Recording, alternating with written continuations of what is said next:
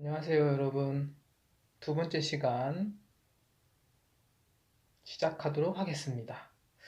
잘 지내고 계신가요? 요즘에 이제 코로나 때문에 여러분들이 집에서 이 강의를 듣고 있는데 너무너무 여러분들이 너무너무 보고 싶어요. 여러분들하고 이렇게 얼굴 맞대면서 이렇게 선생님들 질문하면 여러분들 대답하고 하는 게 너무 그립습니다.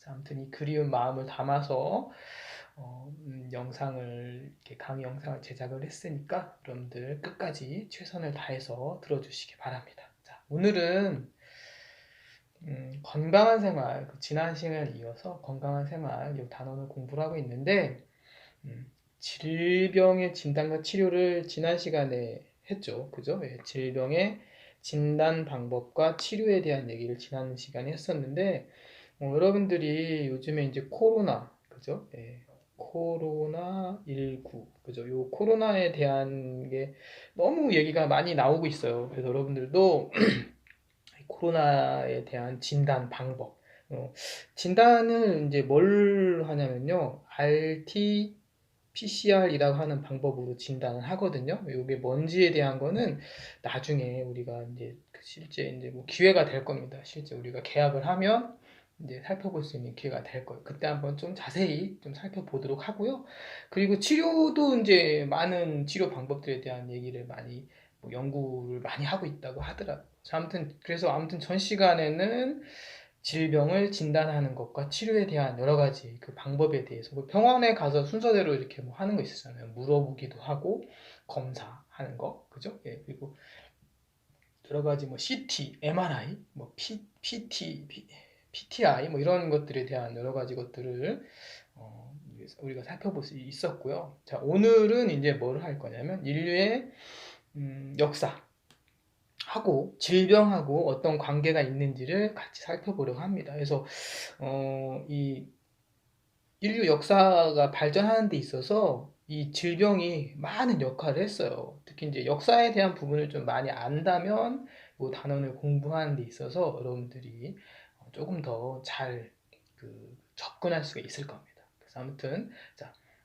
오늘은 인류의 역사인데 질병이 인류 역사에 어떤 영향을 미쳤는지. 그래서 학습 목표가 거기 이제 교과서 보시면 이렇게 써 있는데 좀 약간 좀 거기 이 학습 목표가 좀 이렇게 두 가지로 나뉘어져 있어서 선생님이 좀 다시 한번 작성을 해봤어요. 그래서 이제 그 자, 학습 목표 한번 보면 자, 패스트, 천연두, 황열병, 콜레라, 에이즈가 인류의 역사에 미친 영향을 파악하고 그 역사 속에서 과학의 역할을 조사하고 발표할 수 있다라고 이제 학습 목표를 제시를 했습니다. 자, 여기 보시면 패스트가 일단 나와요. 패스트. 들어본 적 있어요? 패스트. 그다음에 천연두, 황열병, 콜레라, 에이즈인데 약간 좀 여러분들이 좀 잘 못 들어봤던 게 이제 황열병 같은 경우는 잘 못 들어봤을 거예요. 그래도 이제 뭐 에이즈나 그죠? 에이즈, 콜레라 같은 거. 천연두는 이제 이 아주 유명한 또이 질병이죠. 천연두. 인류 역사를 엄청 바꿔준 병 중에 하나가 천연두예요. 그리고 패스트 같은 경우도 이제 인류 역사에 있어서 되게 획기적인 그런 그 역할을 했던 그 질병이기도 합니다. 그래서 이렇게 다섯 가지 질병을 가지고 이 질병들이 인류 역사에 미친 영향을 좀 파악을 해보고 당연히 뭐 다섯 가지 종류의 질병에 대한 특성이나 뭐그 병증에 대한 것들도 같이 공부를 하겠죠. 자, 그리고 그 역사 속에서 이제 과학이 어떤 역할을 했는지를, 그죠? 역할을 했는지 조사도 해보고 발표하는 시간을 가져보려고 합니다. 그래서 먼저 우리가 살펴볼 거는 패스트입니다. 패스트. 여기 보시면, 이 그림 보시면 약간 전쟁하는 그림 같죠? 전쟁. 그죠? 예. 전쟁하는 그림 같이 생겼지만 사실은 이 그림 그린 작가가 이제 뭐를 그린 거냐면요. 죽음의 개선이라고 하는 그 제목으로 패스트가 퍼지는 모습을 이제 그림을 그린 거예요. 그러니까 이제 뭐 그때는 그 당시에는 사진이 그죠 1500년대니까 사진이 뭐 이렇게 발달된 게 아니고 그림으로 이렇게 많이 남겼는데 그 패스트의 참상을 그림으로 표현한 겁니다. 실제 패스트는 중세 시대와 중세, 그러니까 패스트라고 하는 것은 이게 중세와 근대 요 시기를 나누는 질병이기도 해요. 그러니까 이제 패스트 연구를 중세 시대만 해도 약간 이제 뭐 그런 거죠. 미신적인 거. 그죠? 그러니까 뭐 누가 뭐 걸렸으면은 막 우리나라 옛날에 보면 막 무당 찾아가고 이런 것들이 있었잖아요. 그러니까 병 걸리면 무당 찾아가고 하는 그런 그 중세적인 관점에서 조금 더 이제 진보된 그 관점으로 넘어가는 그 중간에 역할했던 질병이라고 생각하시면 되겠습니다. 그래서 패스트는 패스트균이 있어요. 패스트균을 가지고 있는 벼룩. 근데 이 벼룩이 어디서 왔냐면 쥐에서 살았어요. 쥐. 그러니까 쥐가 많다는 얘기는 이제 환경이 안 좋다는 얘기죠. 안 좋은 환경에서 쥐에 있던 벼룩에 의해서 걸리는 질병이 이제 패스트입니다. 뭐 초기 증상은 이제 뭐 발열, 구토, 설사, 호흡곤란 같은 건데 문제는 이게 림프라고 했죠. 림프샘에 이게 이제 이 패스트균이 림프샘에 작용을 해가지고 림프샘이 사람의 면역계에 되게 중요한 역할을 하거든요. 근데 그 면역계가 무너지니까 이제 뭐 처음엔 좀 열도 나고 구토도 생기고 하다가 결국엔 사람들이 죽는 거죠. 그래서 이제 되게 위험한 병이에요. 그래서 이제 처음에는 이게 그냥 이렇게 뭐 별로 사람이 죽으니까 그죠? 그저 잘 몰랐을 때 그죠? 죽으니까 이제 그거를 이제 뭐 되게 위중한 질병이구나라고 해가지고 사람들이 많이 죽었어요. 그래서 죽다 보니까 인구가 감소하는 거죠. 인구가 줄다 보니까 인류 역사에 있어서 인구가 주니까 일할 사람이 없잖아요. 그래서 임금도 상승하고 그리고 당연히 이제 뭐 사람들이 없다 보니까 이제 소비도 줄어들고 해서 이제 이 사태가 계속되다 보면 어떤 문제가 발생하냐면 어, 음, 돈을 좀 있는 사람들, 그죠? 돈이 있거나 아니면 이제 좀, 패스트에서 좀 이렇게 생존한 사람들이, 사람들이 없으니까 이제 나머지, 그죠? 땅이나 재산을 싼 값에 사들임으로 인해서 자본주의가 태동하게 되는 계기가 됐다고 합니다. 그래서 이제 뭐 그런 거죠. 중세 시대에서 근대로 넘어가는 요 과도기에 있는 질병이라고 보시면 되겠습니다. 그래서 이제, 되게 그 안타깝게도 1300년대, 그러니까 중세 시대에는 교황이 되게 힘이 셌었어요.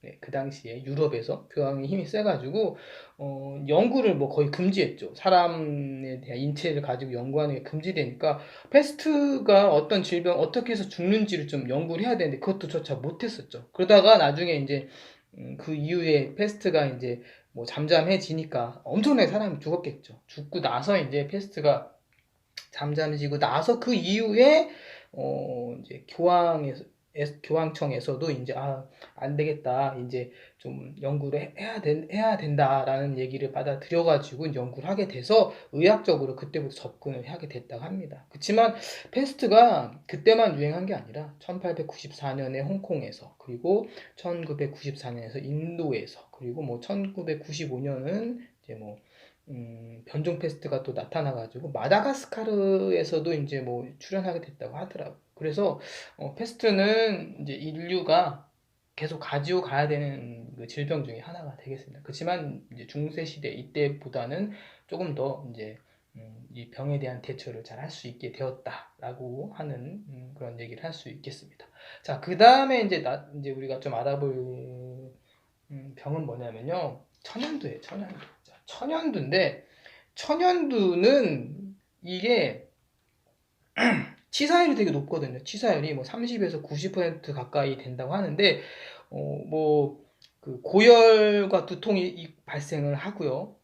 예, 발생하고 물집이 생겨. 여기 보시면 이제 그림에 이렇게 물집 같은 거 있잖아요. 예, 그래서 이제 나중에 이 병에 죽지 않고 생존해도 이 물집의 흔적이 막 남고 그랬었어요. 그래서 이제 그래도 이제 뭐 실명까지 하는 되게 위중한 질병이었는데 여러분들이 잘 봐야 될 건 뭐냐면 이 천연두가 바이러스성 질병이거든요. 그래서 어떤 일이 있었냐면 15세기에 이제 스페인 사람들이 이제 뭐 스페인 사람들은 신대륙이지만 이제 지금은 이제 신대륙이라는 표현을 쓰지 않죠. 그래서 이제 아메리카 대륙을 이제 찾아갔어요. 찾아가가지고 이 아메리카 대륙을 정복을 하는 과정에서 이 천연두가 엄청난 역할을 했어요. 그래서 여기 그래프가 이렇게 있는데 이 그래프가 보면 인구수가 엄청 줄잖아요. 자, 여기 보시면 이제 그 스페인 사람들이 아메리카 대륙에 이제 그 정복하는 과정에서 이제 그 대표적인 지역이 안데스, 그다음에 멕시코, 그다음에 카리브해 같은 지역들이 있었는데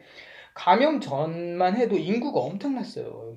887만 명, 2,500만 명, 카리브해 같은 경우 38만 명이라고 하지만 문제는 이게 아니라 나중에 이 천연두가 발생함으로 인해서 인구수가 엄청나게 줄어요. 이렇게 인구수가 팍팍 줄어버린다. 인구수가 이 팍팍 줄는데 이 과정에서 가장 중요한 역할을 했던 그게 뭐냐면 뭐 에스파냐 스페인의 그 이제 학정도 문제가 있어요. 뭐 그 식민지니까 막 탄압을 했겠죠. 그렇지만 가장 이 정복 과정에서 가장 중요한 역할을 했던 것이 뭐냐면 천연두예요. 천연두. 그래서 이제 천연두라고 하는 건데 천연두가 이제 뭐 사회를 마비시킬 정도 사람들이 막 죽어 나가는 거죠. 그래가지고 이제 스페인이 이제 에스파냐가 요 아메리카 대륙을 정복하는데 가장 뭐 이렇게 획기적인 역할을 했던 질병 중에 하나가 이제 천연두가 되겠습니다. 여러분들 제가 천연두하고 뭐 스페인, 뭐 에스파냐, 뭐 스페인하고 이제 뭐 안데스, 멕시코 이런 얘기가 이제 나오니까 생각나는 게 있는데 뭐 좀 나중에 기회가 되면 꼭 한번 읽어보세요. 총균쇠라고 총균쇠라고 하는 책이 있어요. 제러드 다이아몬드 교수가 쓴 책인데 이 책을 읽어보면 천연두에 의해서 아메리카 대륙이 어떻게 정복됐는지에 대해서 자세히 잘 기록을 해놨거든요. 한번 기회 되면 읽어보시기 바랍니다. 아무튼 이게 천연두라고 하는 무서운 바이러스성 질병인데 이 천연두는 유럽 사람들은 그죠? 유럽 사람들은 대부분의 사람들이 이제 이렇게 뭐 몰려 살기도 하고 그래서 같이 사니까 이제 뭐 계속 걸렸지만 이거에 대한 이제 뭐 항체나 면역력이 잘 이렇게 발달돼 있었던 질병이었던 거죠. 그렇지만 이제 아메리카 대륙, 아메리카 인디오들에게는 이 병 자체가 처음 접하는 병이에요. 그러니까 똑같아요. 코로나 바이러스가 왜 유행하냐? 왜 인류에게 되게 안 좋은 영향을 미치느냐? 당연히 뭐가 안 되니까. 처음 접하는 질병인데 잘 모르는 질병이잖아요. 그러면서 면역력이라고 하는 거, 우리 몸을 방어하는 거죠. 그래서 면역이 이제 나오는데 우리 몸을 방어하는 것을 제대로 못하는 할 수 없는 그런 상태가 된 거죠. 그래서 이제 천연두가 그런 역할을 했다라고 할 수 있겠습니다. 그렇지만 이제 나중에 우리가 또 살펴볼 텐데 천연두는 제너라는 분에 의해서 현재 지구상에 살았습니다. 그래서 이제 제너의 종두법이라고 하는 게 있어요. 종두법. 다음 시간에 이제 우리가 살펴볼 내용이 되겠습니다. 인류가 질병을 위해서 어떤 걸 했는가? 그러니까 이제 지금은 질병이 인류에게 어떤 영향을 미쳤는가고요. 다음 시간에는 질병을 이기기 위해서 인류가 무엇을 했는가를 좀 살펴보려고 합니다. 그래서 이제 제너가 이제 종두법에 있는데 요거 바탕으로 해서 좀 살펴볼 거고요. 자, 그 다음에 이제 뭐에 대한 얘기를 할 거냐면 황열병입니다. 아까 이제 처음에 얘기했지만 황열병은 여러분들이 이제 잘 처음 듣는 사람들도 있을 거예요. 천연두는 유럽 사람들은 잘 안 걸렸었어요. 그렇지만 황열병은 유럽 사람들 잘 걸렸어요. 근데 이 황열병이 어디에서 온 거냐면요. 노예를 이제 유럽 사람들이 막 이렇게 잡아가지고 아프리카 같은 데서 그죠? 뭐 이제 브라질 이쪽에서도 노예들을 많이 잡아가지고 이제 뭐 아메리카 대륙 그죠? 지금 미국 그죠? 대표적으로 미국과 유럽 대륙을 이렇게 끌고 가서 노예로 부렸는데 그 노예들 그러니까 이제 그 당시에 아프리카나 이런 지역에 살던 사람들이 황열병이라고 하는 풍토병을 가지고 있었어요. 풍토병. 아프리카는 풍토병을 갖고 있었는데 이 풍토병은 이제 그 아프리카 사람들 면역이 되는 거죠. 면역이 되기 때문에 잘 견뎌요. 네. 뭐 그리고 잘 걸리지도 않고. 그렇지만 유럽 사람들은 또 이게 처음 접하는 질병이니까 많이 걸리는 거죠. 그러니까 똑같아요.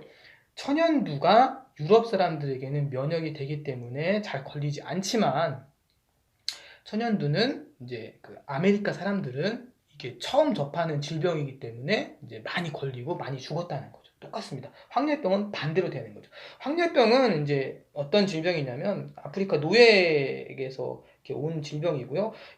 이 황열병 때문에 아메리카 대륙에서 노예제도가 이제 폐지되게 되는 그런 계기가 됐다고도 하더라고요. 근데 황열병은 이제 어떤 질병이냐면 황열병은요, 모기에 의해서 전파가 되는 질병입니다. 모기에 의해서 전파가 되고, 그리고 처음엔 감기 같은 증세로 시작을 하지만, 나중에는 이제 뭐 두통, 오한, 뭐 이렇게 근육통 같은 데 시달리다가, 피가 이제 윗속에 모여서 응고가 되어져요. 그러니까 피를 토하는 거죠. 예. 피를 토해가지고, 이제 결국에는, 이 병이 막 걸리니까 가장 우리가 이제 병에 걸리면 가장 먼저 반응하는 장기 중에 하나가 어디냐면 간이에요, 간. 그래서 간이 이제 반응을 보이다가 이 황열병, 이제 바이러스죠. 보면 황열병 바이러스라고 되어 있죠. 이 바이러스하고 막 싸워요. 간에서 열심히 싸우다가 결국에는 이제 그 이기지 못하고 이제 면역이 되어 있는 상태에서는 잘 견디지만 결국 이기지 못하고 이제 그 약해지고 피부가 황달 같은 데 걸려가지고 이제 죽음에 이르는 질병이라고 합니다. 그래서 이제 여기 보시면 이 지역 여기 잘 보시면 이렇게 적도 지방이죠. 여기가 이렇게 적도 지방이에요. 적도. 예. 적도 지방인데 이 지역은 풍토병이기 때문에 황열병에 걸리기가 쉽습니다. 그래서 이 지역 여행을 가게 되면 예방 접종을 좀 하고 가는 게 좋다고도 합니다. 그래서 이제 지금 방금 살펴본 질병은 황열병에 대한 질병을 살펴봤습니다.